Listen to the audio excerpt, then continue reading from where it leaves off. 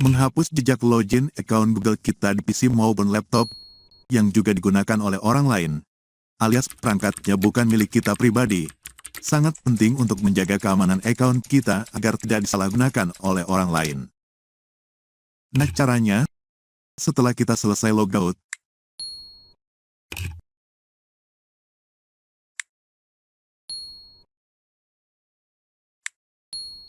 jangan lupa cek dulu jejak loginnya. Jika masih muncul jejak atau historinya seperti ini, maka hapus. Menghapus di sini bukan berarti akun kita dihabisi hingga menjadi tak ada lagi, tapi menjadi hilang jejak loginnya di perangkat ini. Setelah itu jangan lupa cek juga autosave atau simpan otomatis email dan passwordnya.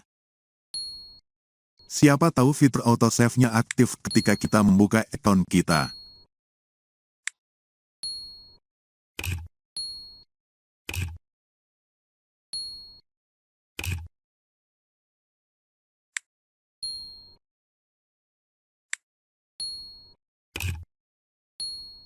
Maka jangan lupa itu juga dihapus.